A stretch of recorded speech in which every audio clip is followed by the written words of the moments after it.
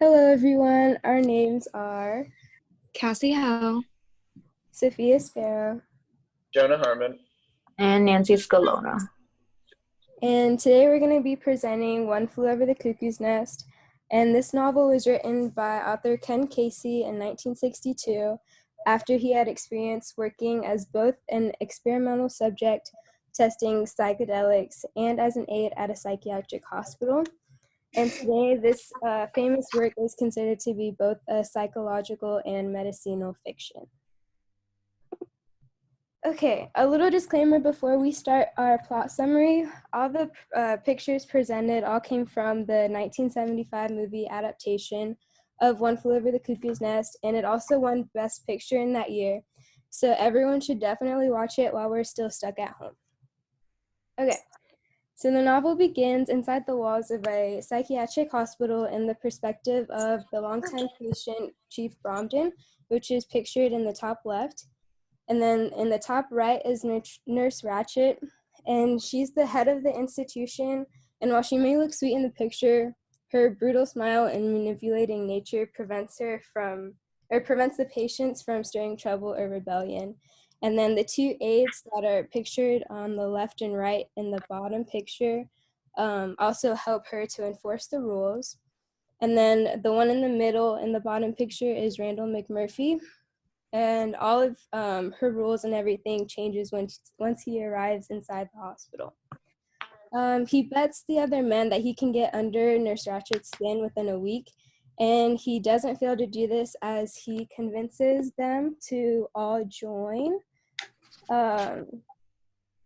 him as he's watching the World Series on a blank television screen and defying the nurse's orders. He continues to challenge her as top dog, and by doing so, he becomes like a saint to the other patients. But after realizing that his length of his stay is determined by the nurse, he becomes slightly more submissive and obedient. And then later on in the book, McMurphy takes the group of them to go on a fishing trip outside of the hospital, and he introduces one of the characters, Billy Bibbit, to his friend Candy. And then once they return, they're instructed to receive like a deep shower from the aides, but McMurphy ends up picking a fight with them to defend another patient. And then Bromden helps out by tackling the aides, but they both end up on the disturbed ward where they both receive electroshock therapy.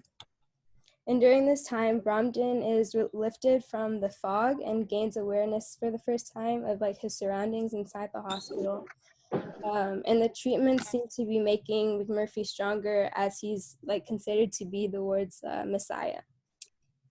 And then once he returns from the disturb, he plans to have a party late at night and sneak Candy back in so that she can be back with Billy again. And as they're partying and everything, they all fall asleep before getting rid of all of the evidence. And then the next morning, they all get caught by Nurse Ratched. And during that time, she threatens to tell Billy's mother about the incident. Out of guilt, she commits suicide, and McMurphy is blamed for his death. And then out of McMurphy's rage, he attacks Nurse Ratched, and this results in his lobotomy that turns him into what is considered a vegetable, which means that he's like mentally unaware of his surroundings and not able to act like his normal self. And then later on, the patients start to discharge from the ward, and before Chief Bromden escapes, he suffocates McMurphy to get him out of his misery, and then returns back to his native village that is along the Columbia River, where they themselves are struggling to maintain their freedom of property as the government is trying to bribe them to create and build dams.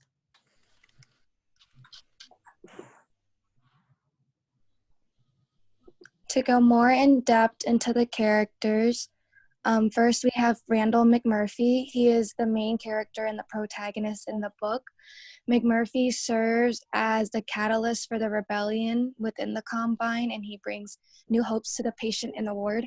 He's described as a witty and clever person, and he uses his loud personality to enable confidence in the others. He's also the first to bring laughter or smiling into the Combine, which is very important, as McMurphy sees that it's strange that there is no happiness in the Combine. The next character that is very important in the book is Chief Bromden. He is the narrator in the book, and he is half Native American. He serves as the Combine, and he overlooks everything there without anybody's knowledge. He pretends to deaf mute, but he is paranoid and schizophrenic, and he is described as silent, intelligent, and timid. He is the winning vote against Big Nurse to watch the World Series.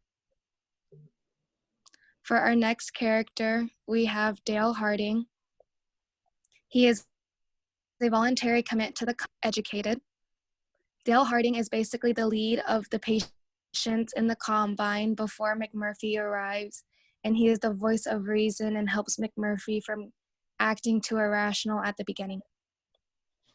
Harding is secretly homosexual but hides it with his wife, which ties into the pressures of social norms, and his intelligence helps McMurphy stay out of trouble. The next character is Nurse Ratched, and she holds all authority and is the head of the Combine. She even holds authority over the doctor. She rules with fear and intimidation, and she feeds off of embarrassment and weakness from the patient. She is described as a very clean-cut and stiff nurse and has black boys as her help to do her dirty work. The next two characters are supporting characters and other patients of the ward named Billy Babbitt and Charlie Cheswick. Billy fears the outside world, and he has a stutter, and he is also socially awkward. In the book, Billy is overpowered by his mother, who also works as a nurse in the hospital. He is very timid and repressed, and he acts very childlike due to his repression from his mother. Charlie Cheswick is described as a timid and reserved man, and so he will not stand up for himself. However, when McMurphy comes into the ward, Charlie Cheswick is the first to back McMurphy up. The setting of the novel takes place in a mental institution in Oregon in the 1950s. The 1950s was a decade of conformity and compliance, and during the 1950s, doctors favored fever therapy and electroshock therapy in many institutions.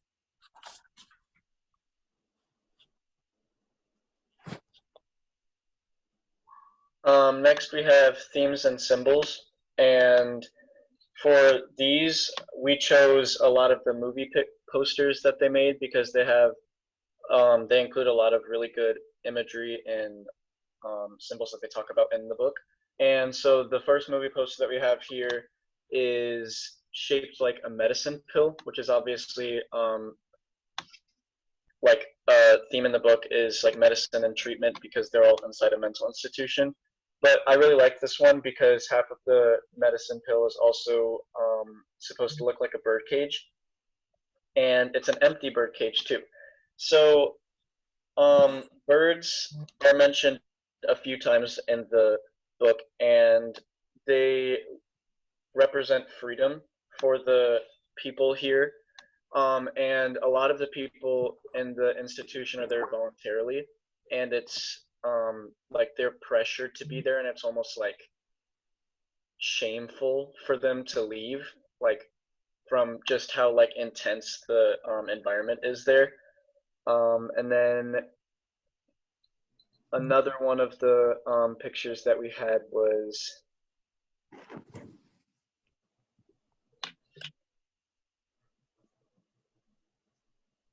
that one, which is this one represents the aspect of machinery, which they talk about pretty much right from the beginning of the book.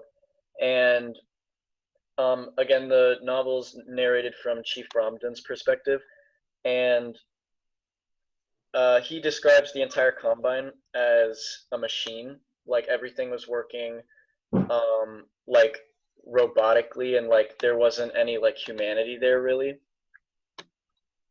And then the next picture that we had was this one, which is supposed to look like a Rorschach test, which obviously ties into the whole mental health theme of the entire book. And that's Chief McMurphy in there. And this is another movie poster, and this shows from his mind the birds flying away. And it's sort of like they all want to be free, and they all have like this desire to be like cured and to be accepted by society, which is like obviously the goal of the people working there, but it seems like almost impossible for everyone there. And those are the themes and symbols. Okay, so before I go into a little bit of Ken Kesey's writing style, I'm going to give a little background about him. He was a novelist, an essayist, and a counterculture figure. He considered himself a link between the Beat generation of the 1950s and the hippies of the 1960s. His writing was very unique, and one Flew Over the Cuckoo's Nest was one of his first best novels that was very recognized. Throughout his novel, he uses a lot of fragmented staccato sentences. He uses very, very beautiful lyrical pieces and aphorisms. His diction is very simplified, but he uses a lot of figurative language and causes very good imagery and very, very vivid. It causes the writing to be that much more sophisticated. And also, real quick, there's another picture that's here, and this is a side note of how crazy Ken Kesey kind of is. He drove a bus around America called Further, and it was a bus that was loaded with LSD, and he would just invite people to come into this bus and just have LSD. And he's also said to have started the LSD revolution in America with this bus, and it's a very, very famous bus, and it's like the beginning of the hippie era and everything in America, and Ken Kesey is said to have been a major contribution to beginning all of that.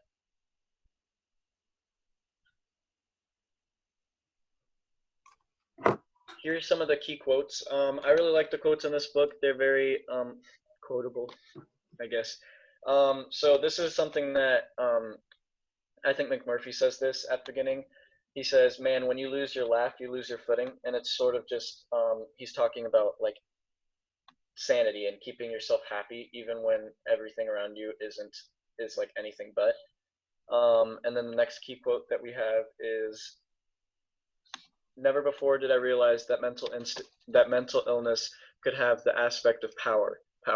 Think of it. Perhaps the more insane a man is, the more powerful he could become. Hitler, an example. Fair makes the old brain real, doesn't it?" So I really liked this quote because it talked about mental illness in relation to power, and I think a lot of the issues with the way this mental institution is working, and a lot of the ways where mental health was stigmatized during this time, was the aspect of power. Like he says in there, is they feel like the people here feel like they have no power against what happens to them. They have no power over their own bodies or anything, that they're they don't even get to know what medicine they're taking. If they had one person ask before McMurphy got there, and he was turned into a vegetable after that, pretty much.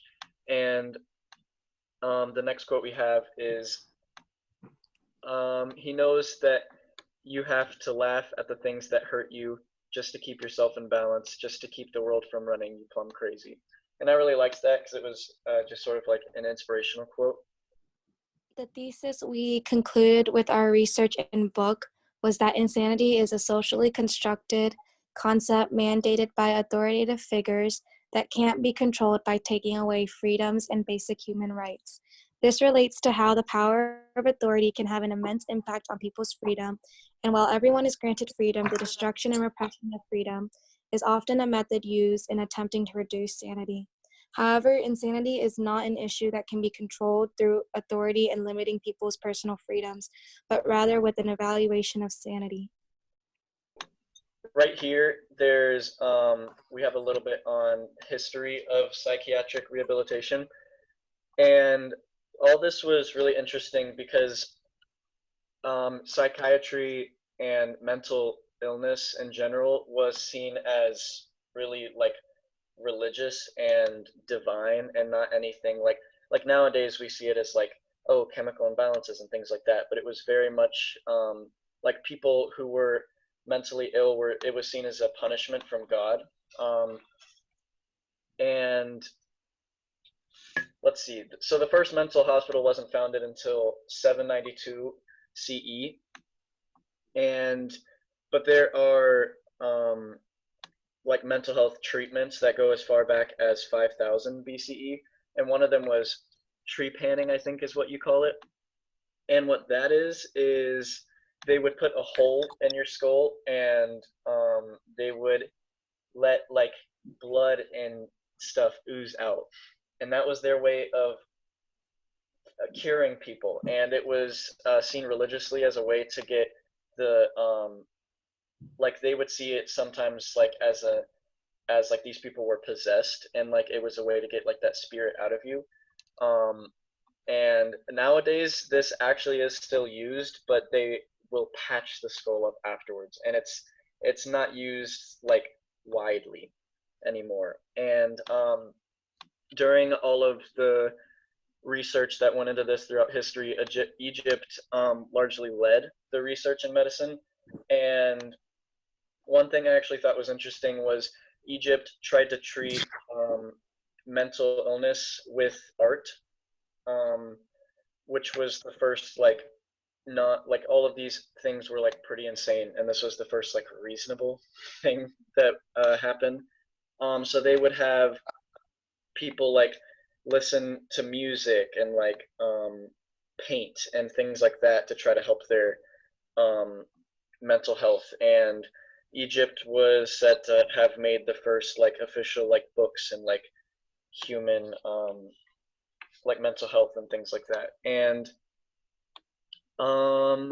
Socrates helped to develop the four humors, which he described as blood, bile, black bile, and phlegm.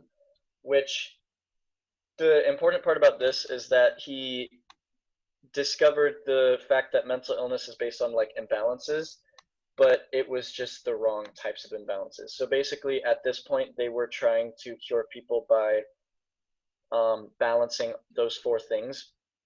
And so, for example, they would make someone puke if they thought that that would help them find balance. If they thought they had too much of one thing, if they thought they had too much blood, then they would make them bleed it out. And it was a very interesting sort of ordeal. And then some of the more modern things we'll talk about after this. Okay, so because mental illness is so complex and unique for every individual, there is yet to be a single solution to diagnose and treat every patient effectively and continuously. And within the medicinal world, drugs such as antidepressants have taken the lead in providing treatment towards patient in need. And this has occurred in the past like 30 years. There's been a lot of reform towards antidepressants and pharmacology. But yet, even though this is helping the majority, there's still many flaws within the system, and that will still take generations of research and practice to fix. And this can be seen in the Rosenhan study of 1973. And this was when psychologist David Rosenhan, along with 7 other men and women, wanted to see how long it would take for psychiatric hospitals to correct a misdiagnosing.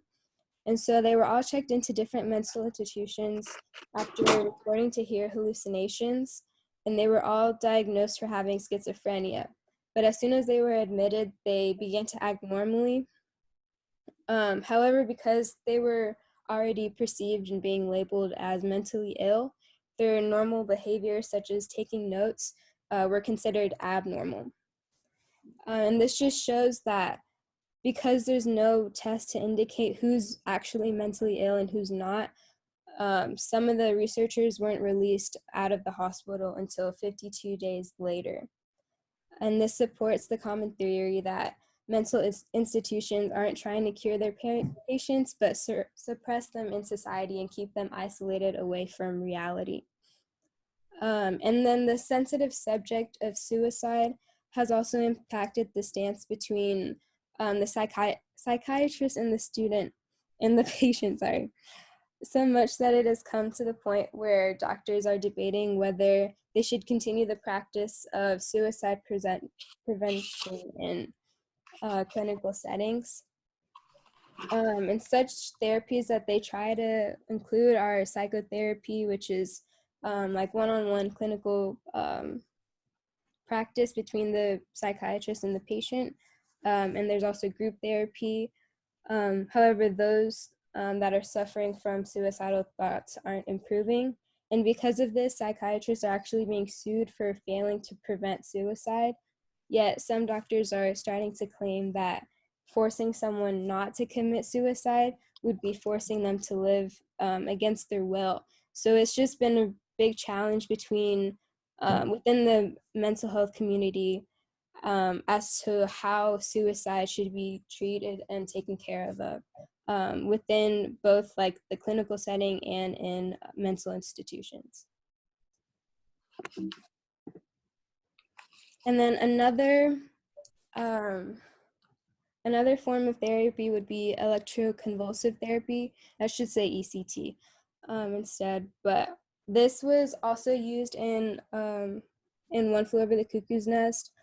And it was invented in the 1930s.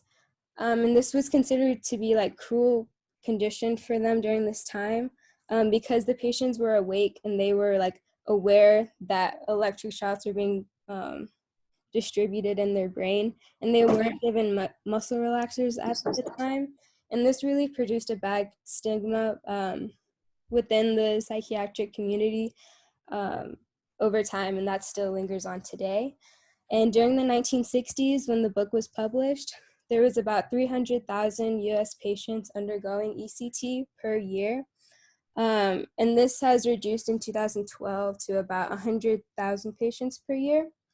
However, of course, the procedure has been modified greatly since then, and patients are put under anesthesia, so they're unconscious during the whole procedure, and they're also injected with a muscle relaxer to reduce the convulsions to only like a slight twitch in the foot. And this is usually only used if antidepressants and other forms of therapy are proven to be ineffective for the individual. For example, 30% of patients who have been taking multiple types of antidepressants have also described that they have no effect on them at all. And so these would be the types of people that would be recommended for electroconvulsive therapy. And a study was done in 2006 to show how ECT has improved the quality of life. And as a result, about 80% of the patients have reported to improve their life.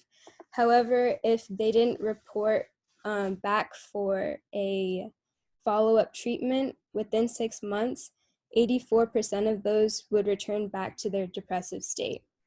And unfortunately, this is twice the proportion for those who have stopped taking antidepressants and have also regained depression. And this just shows that continual treatments of ECT is important for the recovery of the patient, and that's why it takes decades for them to fully recover, if they eventually fully recover at all. But while ECT does provide a more immediate relief, it's also temporary, and there are still side effects. And there have been patients that have reported to have experienced short-term memory loss during the first few weeks after their treatment. And in some cases, continual treatments have also resulted in long-term cognitive damage. And while this hasn't been scientifically proven to explain why this happens, because so many patients are publicizing how their loss of memory has further developed with the treatment, it has also increased the bad reputation that it has in society.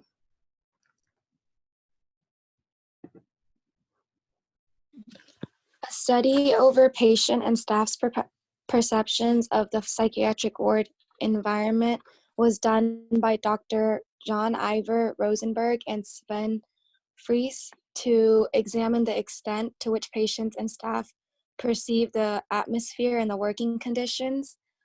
And they used two different ways to measure how satisfied patients and staff members were in the combine or the facility itself, and they used the ward atmosphere scale and the working environment scale, which measures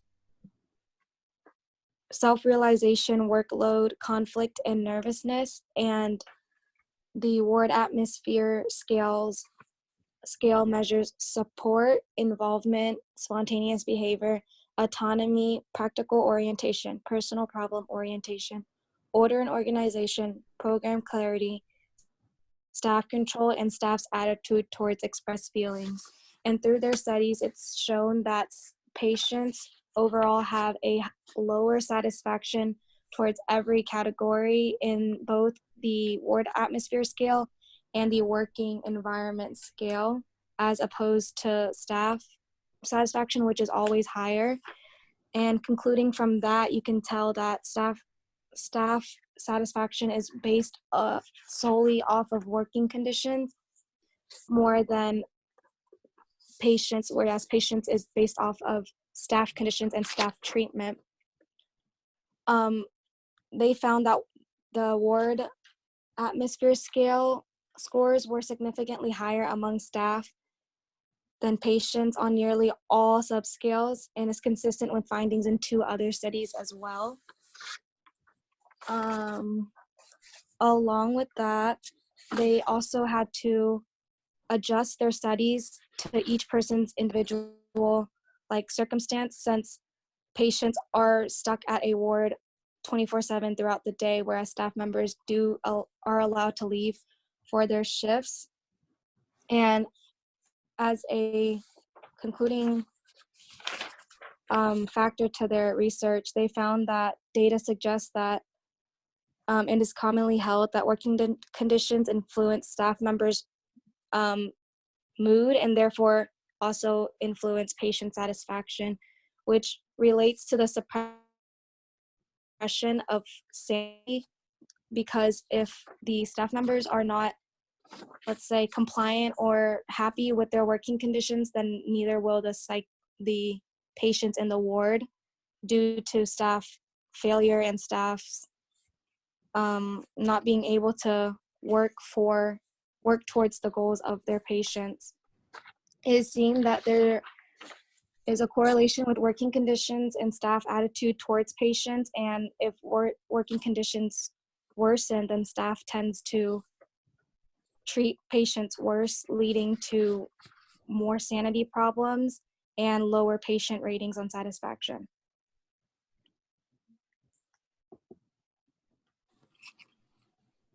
Okay, so theoretical literature of stigma. First of all, what is stigma? Stigma is an attribute that is deeply discrediting, that reduces someone from a whole and usual person to a tainted and discounted one. So it's a way to put someone down, in other words. In this case, for mental health and such things, we have three main categories that I'm gonna just talk about. The first one will be social stigma. Social stigma is pretty much a coherence of coherence of several components, including labeling, stereotyping, separation, status loss, and discrimination. First, labeling develops as a result of social selection process to determine which difference matters in society. Differences such as race are easily identifiable and allow society to categorize people into groups. And then eventually, this labeling and stereotyping processes gives a rise to separation between, the mentally ill and supposedly the rest of society. Um, Once these categories develop, the groups who have the most undesirable characteristics, so like the mentally disabled, may become victims of status loss and discrimination. So that would be what social stigma is.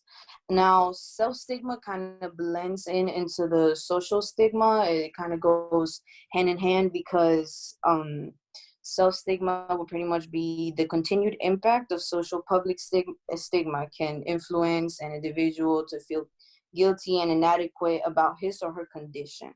So it's just how pretty much a continuous social stigma can make the actual person who has the mental disability feel, let's say, low self-esteem, or feel like they're not good enough, um, and things of that nature. And another word, self-stigma, is the knowledge that stigma is present within society, can have an impact in an individual even if the person has not even directly stigmatized. This impact can have a deleterious effect in a person's self-esteem and self-efficiency, which may lead to altered behavioral presentation. So, it leads to depression, like you see in that cute little picture over there. Because the society is pushing down on them, they feel like they're not good enough, that they can't do anything, and a lot of other factors go into this, but that's really the main gist of it. Something that's also really interesting that was not expecting was this third one, which was the health professional stigma, which once you start reading, it makes sense, because in this book, there's this nurse that we're talking about, Nurse Ratchet, and she is very aggressive, and she's very tries to put them down using their disabilities and using of relationships and things that she knows that is going to hurt them. Well, specifically, health professionalism stigma is when, see here it says, while limited evidence exists specifically on social worker attitudes, pharmacy students who desire more social distance towards individuals with schizophrenia are also less willing to provide them medications and counseling. And then also some patients said that they reported feeling labeled or marginalized by health professionals. Individuals with mental illnesses may not even receive equivalent care in general health settings once health professionals become aware of their mental health conditions. So pretty much what it's saying is that sometimes health professionals, not necessarily because you expect them to be the ones that understand, the ones that are not going to stigmatize, because that's their purpose. Their purpose is to help them to get better. But sometimes, and in some cases, the professionals will bring their cultural beliefs and their cultural things into work, and they'll treat different someone who has schizophrenia from someone who's let's say has a drug issue, a drug addiction, or because that's also considered a mental disability or a mental obsession, one of the following. You guys know, you guys know what I mean. And that's really all I have to say regarding this slide. In conclusion, to kind of wrap up the presentation, you see in this book, the reader gets this perspective that back then wasn't really talked about a lot. Ken Kesey really talks about things that nobody really was talking back then, and you get to really see what it feels like and what it looks like to be in a mental hospital, and it helps you really get a feel for it, right? And once you do all your research regarding mental health and all these from the beginning to the end and to this day, we still have no set no set right or wrong for who should be medicated and how they should be medicated. However, it is still a work in process, and it is said that in the next 20 years it should be getting better. So yeah, I recommend reading this book, and it was pretty fun. So yeah.